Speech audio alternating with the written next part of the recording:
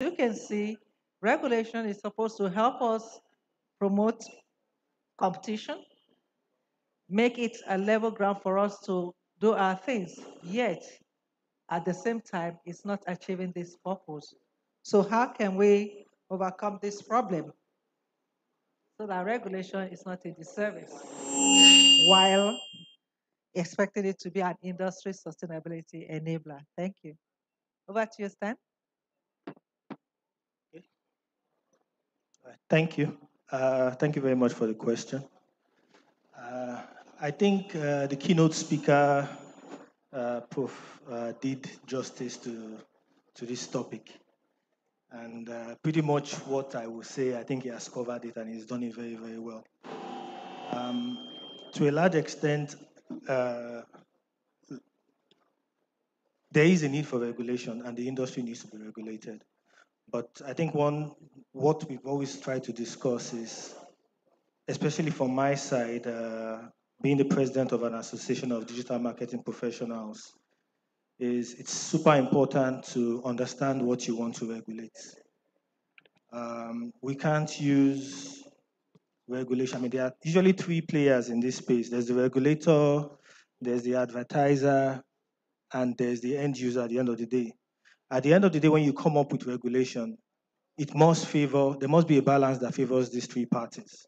When two parties look like they are aggrieved, then you need to look back inward and see what you need to do. Digital marketing, over the last couple of years, has been like an equalizer for small businesses and entrepreneurs. It's to a large extent leveled the playing field versus the bigger brands. But with some of the regulation that's coming out, it's almost like it's taking us back. We can't use the same policies, the same knowledge we have of traditional advertising to regulate digital. And I'll speak a bit about that now. Digital marketing, to a large extent, goes beyond just what we call just brand building, where you have traditional, you run your campaigns, you've taken a particular visual and you sent it out for approval, and that campaign runs for a month or 2 months. In the space of digital, you could actually want to run one campaign, and because you are very focused on performance, you might end up with 200 dynamic creatives that will keep on changing. How do you regulate that? I mean, I'm not saying it's not impossible to regulate it, but you need to understand how that technology works. The way digital marketing works at that scale, even some ads will automatically become generated just because you want to get performance. If the idea is every ad needs to be vetted and it will take 7 days, and we have to send an email and we have to fill a form, then it kills the whole advantage that digital brings to the play. So for me, it's more about sitting down with stakeholders in this space, fully understanding what you want to regulate first, then doing that. Thank you so much. Ms. Fumi? Okay. Good afternoon, everyone. I'm Buki Bandele, and I think if I give a bit about my background, that would explain what my response would be. I've been at the both sides of the spectrum, be on the side of the agency, and also worked in marketing department for over 30 years. So I have 33 years experience from both sides. So when you talk about sustainability, the keynote speaker said something about objectives. Sometimes the objectives will be today, we actually, just like the digital marketing person says, today we are chasing the market shares, and tomorrow we're actually chasing awareness. Might be the same material that we have, but we just want to tweak it a little bit, cut it down to 15 seconds or whatever 30 seconds it could be. But what the people regulating would think of is that it is a new material entirely, and you have to start all over. And at the same time, the business needs to run. So unless the regulators have two things at the back of their minds. That regulation means you must have a standard. Without standard, you cannot regulate. And where the standard comes from? It comes from collaboration with both the users and the makers. So whether you are advertising agency or you are OAN, LASA, or what have you, you need to understand how businesses are run. They are not run on number of days of approval, 45 days to get approval. Businesses are not run that way.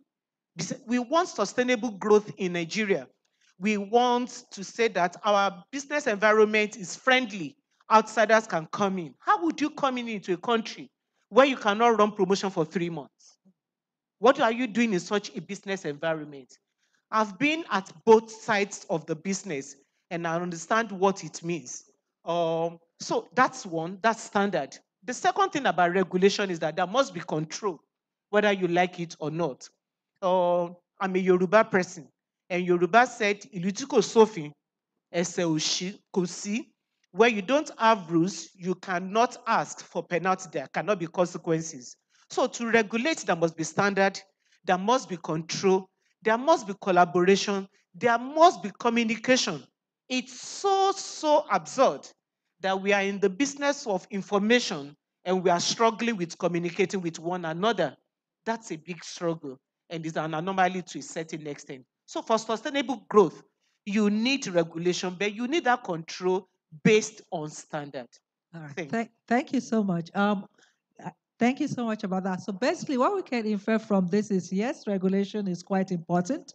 However, it shouldn't be done in such a way that the stakeholders are not involved in the process of formulating such regulations, because those formulating the regulations don't know how the industry actually works, and they also need to be dynamic in formulating the regulations. In view of this, I have another round of questions. Like, yes, one of the things that I noted from what the keynote speaker says that there are some overzealous regulators that have been empowered by government to regulate certain sectors. And in the process, rather than make things better, they are actually killing the industry. Then what we ask ourselves is this: are there limits to which regulators should explore their powers so as not to stifle the industry and promote sustainability? Thank you very much. Good afternoon, ladies and gentlemen. The simple response or answer to your question is yes. Certainly, the regulator needs to make sure that his role is how to empower, how to engage, empower the industry to do better, to grow the business, to grow the industry, and not to stifle creativity, not to stifle um, commercial and businesses, and not to stifle the growth of the advertising industry and bringing it home. However, the regulator also has multiple responsibilities. Key to the role of the regulator is consumer protection.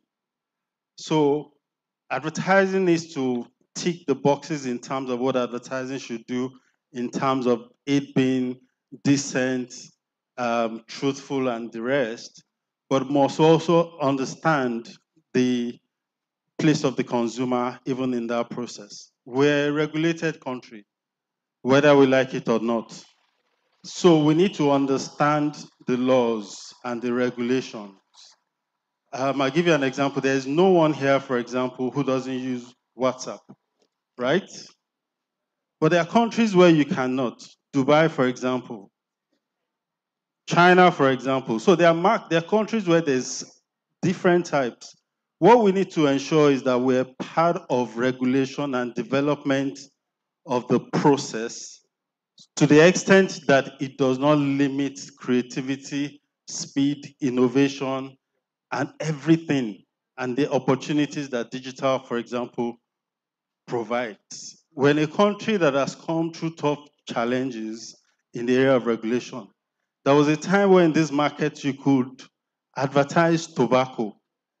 Today you cannot, after years of conversations like this.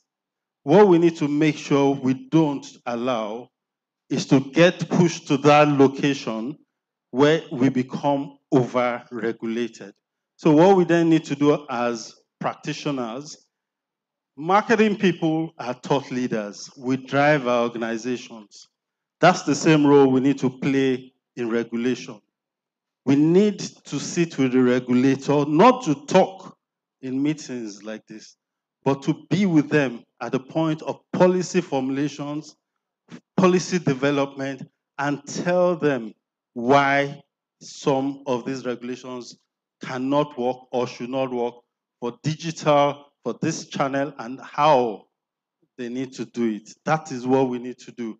We need to be leading and driving the engagement and the policy, not just reacting to it. Thank you so much. Yeah. Thank you very much. So I think across this panel, I'm somewhat on the other side. Uh, so on this panel, I'll call myself the typical SME. So my day to day is engaging with different businesses and trying to help them through their problems. That's basically what I do at the SME mall. Now, so bringing it back home, though in a former life I was a strategist before I veered into that. Now, bringing it back home, the job of the regulator, first and foremost, I would echo what Stanislav said, that their job is to empower, level the playing field across board. Now, if you look at businesses, it is a something like digital marketing makes it possible for somebody who runs a nano business, less than 5 million naira in annual turnover, to market, to extend visibility. Now, if you tell that person that if they maybe they found a new product that they want to sell and then they have to wait 7 days for a vetting process to put out the creative, what happens to the stock? What happens to the financing that they had to take to get the stock? So now, in terms of limitations of the power of the regulator, now I would say if the regulator in this context takes into consideration the plight of the people they're regulating, it will help us move these conversations along a bit faster. It will ensure that people are compliant, because if I'm thinking about money that I have to pay at the end of the month, and the fact that I have to push out this creative so that more people see it, so that I'm able to get more transactions and I'm able to make this payment, I will not be compliant, because ultimately it's a financial conversation. And when great economic times, for lack of a better word, but the typical person who is faced with that dilemma will choose their pocket over compliance, and that's in that conversation. It's just human to do that. Yeah. Okay. Thank you so much. So definitely what we can infer from our conversation so far is that regulation, we definitely need it. But at the same time, it should be such that stakeholders are involved in the process of formulating these regulations so that when they are running their businesses, they are able to comply with the regulations at the same time run business the way it should be done. So in view of this, I'm wondering, from the stakeholders' perspective, are there limits to which stakeholders should contribute vis-a-vis creativity, global competitiveness, and return on investment to industry sustainability while complying with regulations? Um, Thank you for that. Now, in terms of, so stakeholders encompasses everybody, right? And ultimately, the extensions are a function of, like she said, what the objectives are, right? If we say we're doing things, if we say we're doing things this way because we're looking at the limitations we're facing on this side of the fence, it puts us at a disadvantage. However, if we look at developed countries, developed industries around the world, the leg up that they have is the fact that at every given point in time, before anything is done, we have a forum like this. We have I think the A most town commonly hall a town meeting. hall. Yeah. That's what I was going for. We have a town hall where diverse ideas, diverse opinions are said. People opinions are polled. You see what would have the best landing, because I mean, change is something that is constant. Tweaking policy is something that is constant. It happens everywhere in the world. But if at every point in time all stakeholders feel like they've participated in the formulation of whatever it is that is coming out, it will move a lot faster. So it won't be a situation like Stanislaus wakes up and he sees a news release, okay, the rates have gone up 50%. If you get, yeah, thank you. Thank you. All right, thank you. So I think the first question would be, who are the key stakeholders? Who are the stakeholders? And when you think about the marketing ecosystem, it's a very, very complex one. So let me give an example of an SME that's trying to create a very simple, quick advertising and put out there at low cost. Okay, and so it decides to use an AI generated image where it's not going to require to pay for models because it wants to do this quickly. And you can't fault the SME for that, right? But also, another stakeholder group is the Association of Nigerian Models, who comes to the stakeholder, who comes to the regulator and says to the regulator, you're taking away our jobs by allowing animated AI generated videos, another stakeholder, and their own view, right? You've got the agencies who are trying to drive efficiency out, and of course the clients, because there's a pool of stock images that I need to pay an annual subscription and have a vast array of not just models, or different occasions, and if I want to do a simple shoot now, it's not just the face. It might be there are different stories or that you're trying to tell, that the production companies who also want to be able to do that. So in defining stakeholder, right, you then have to think about the ecosystem. And I think that's where the struggle is. And this is why engaging the stakeholder is the way to. So you then need to look at it. A zero sum game profits no one. And a game where you're trying to look, when you're looking at regulation only from one perspective and not the other, then leads to an industry where there's chaos and you don't have an end in sight. But an industry where you then bring in that stakeholder. So it's to his point, stakeholder engagement before regulations.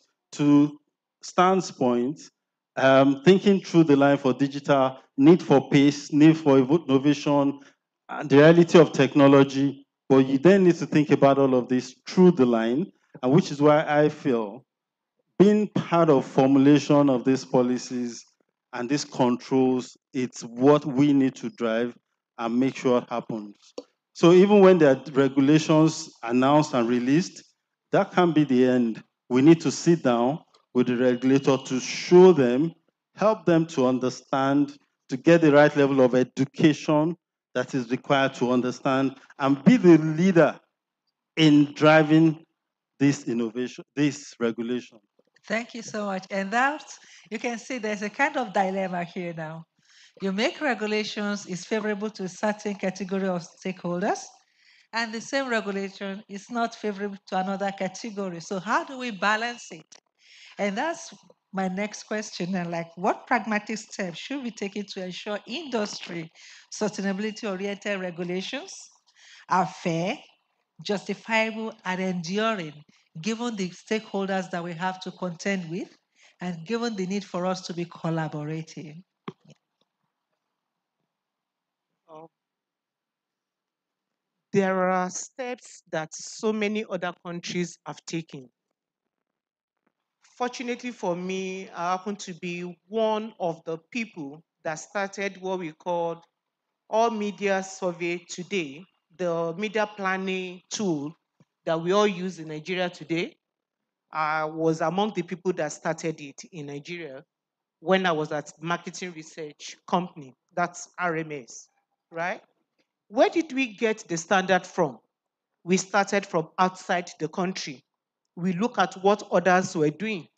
Whatever you want to do, you must have what you can call the benchmark. Where is that your benchmark coming from? We looked at the survey from South Africa. We found out that there were some living standard measurements that they were using that we don't use in Nigeria.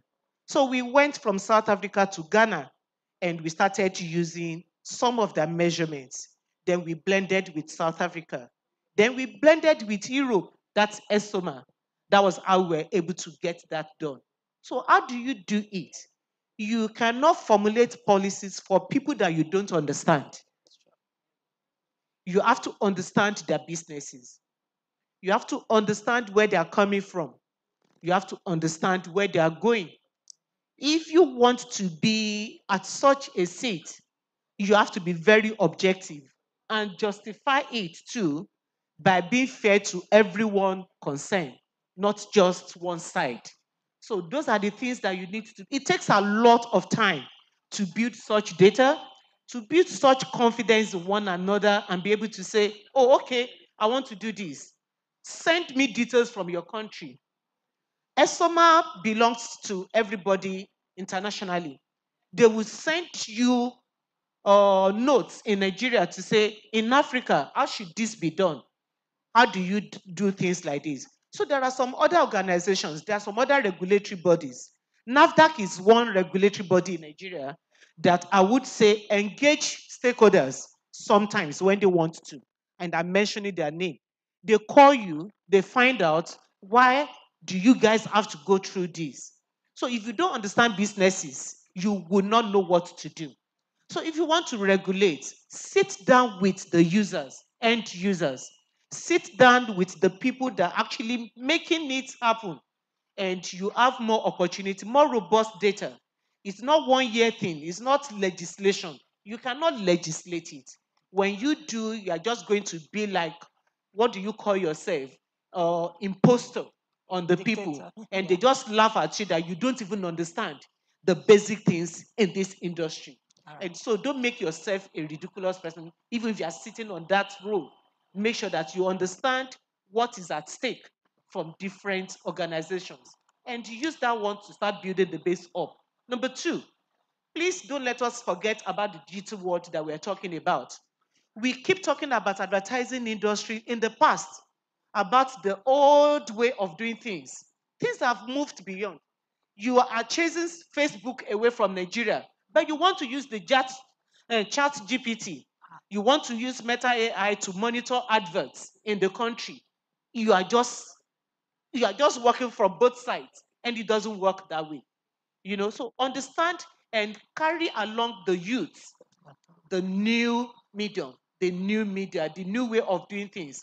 Let them come in.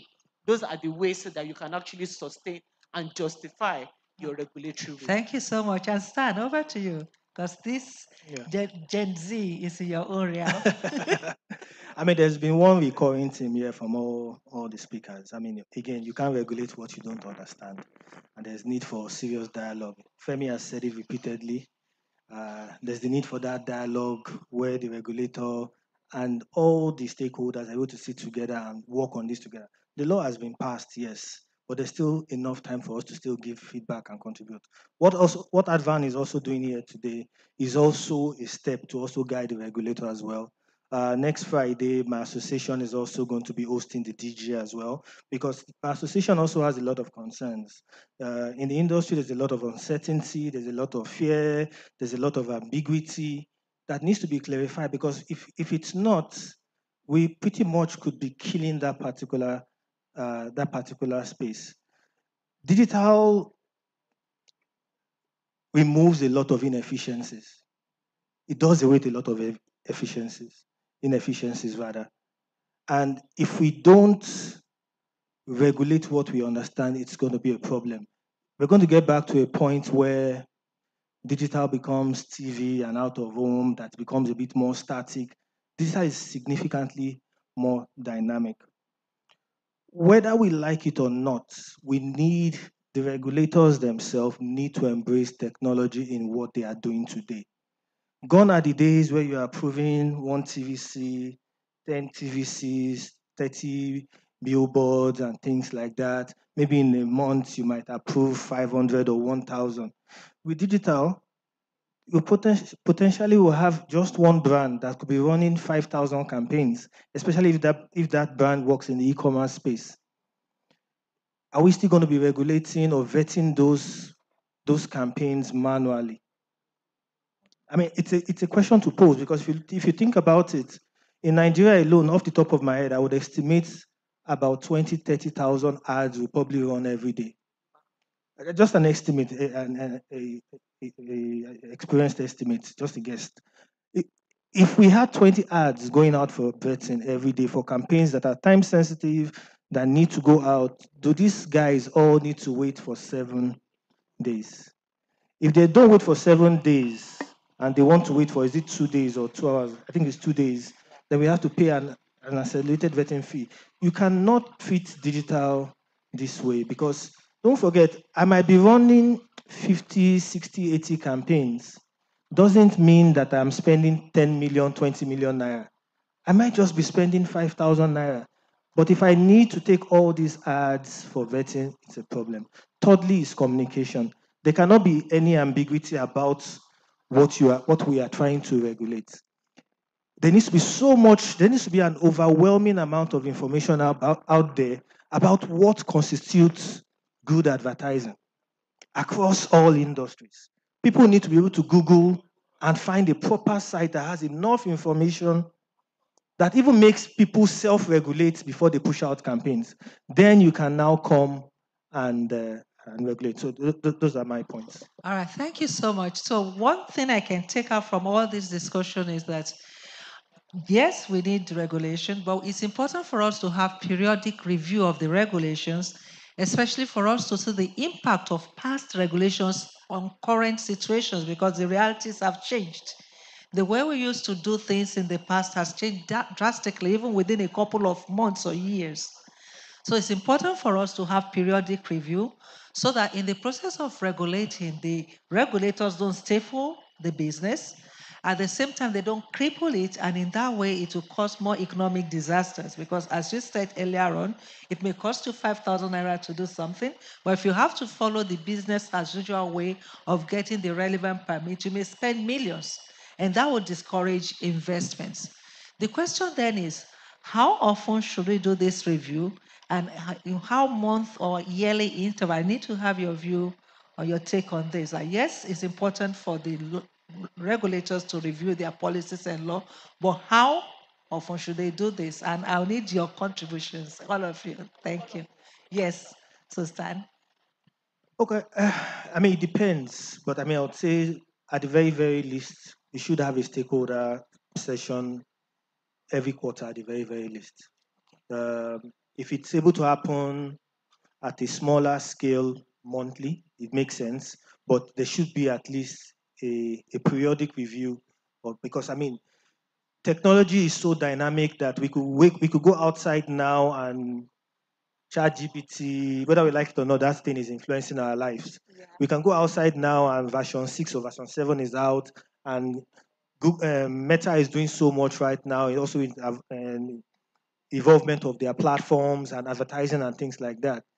So when those things happen, we can't still stick to the old thing. We need to look at the implications of what those changes, those medium, those consumer habits have on the regulations that we are making. So I think periodic, yes, monthly, quarterly, it always depends. All right, thank you so much. What's your take on this, please?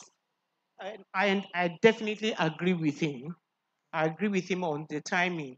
I would just challenge us as advertisers to say that we need to do more, because at the end of the day, we are more affected. So how do we do more in terms of dialogue? We create it, whether you like it or not, we create that forum for that dialogue to happen. As is rightly said, or advertising, it has moved beyond just paperwork that I want to just see what you have done.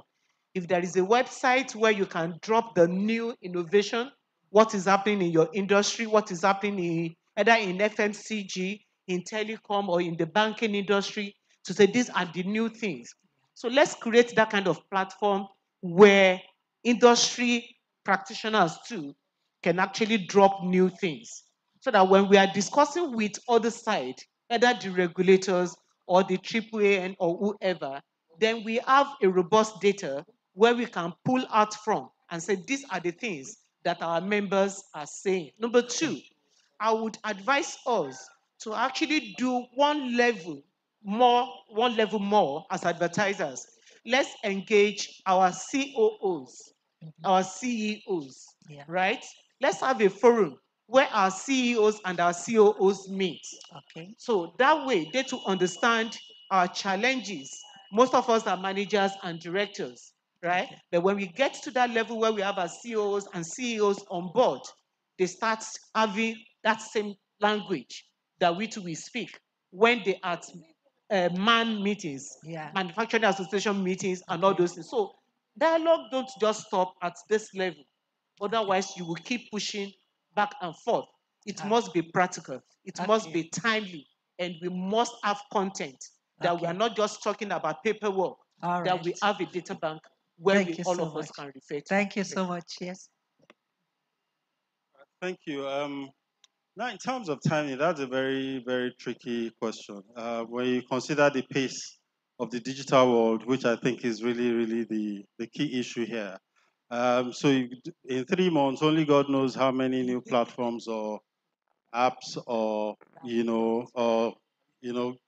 may have been developed, and of course developed deliberately because there are opportunities in the market or there are regulations that you're trying to pass. So this is my own recommendation will be as follows. But I think the first thing is we need to also understand regulations internally. I think understanding marketing regulation or regulations in general is becoming a skill set that agencies and clients need to develop.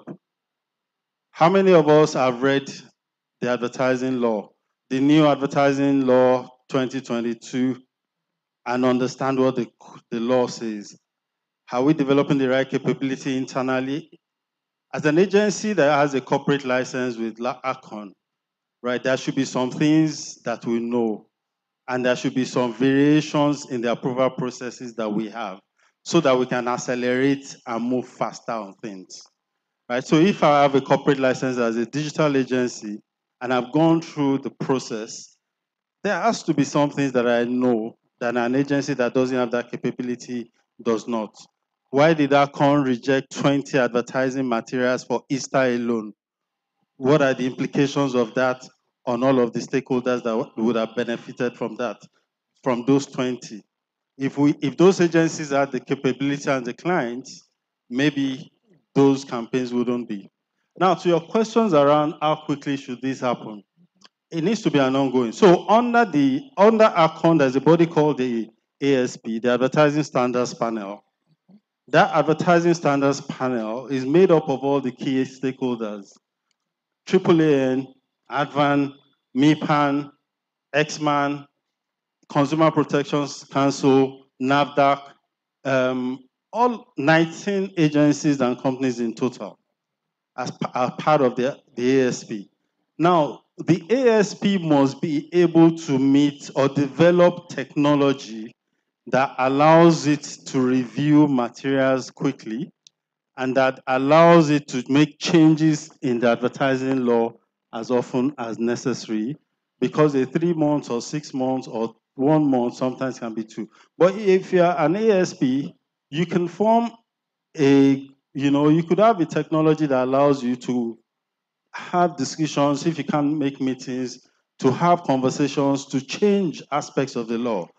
And the reason is when you look at the tech company, if you look at Google, for example, last year, 2 years ago, there were things you could do on Google. You could advertise to Asia. You could advertise at Asia-based businesses and businesses outside of Nigeria from here. With just a very short notice, there was a ban that would blacklist any agency or advertiser that ran adverts outside of the Nigerian market. There was hardly any warning. So sometimes decision making needs to be prompt, needs to be early, and we may not have the luxury of time.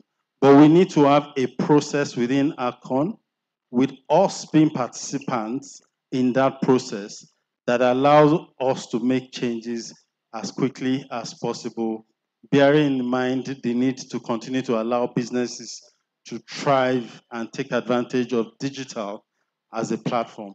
Thank you so much. And Um, Now, I'll agree with him largely because of the human need to constantly innovate, and because of also the typical business owners needs to constantly look for solutions to problems, right? Um, the person who will look for the cheapest way to achieve the same thing this person is achieving is the person who's feeling the burnt of, okay, take Canva, right?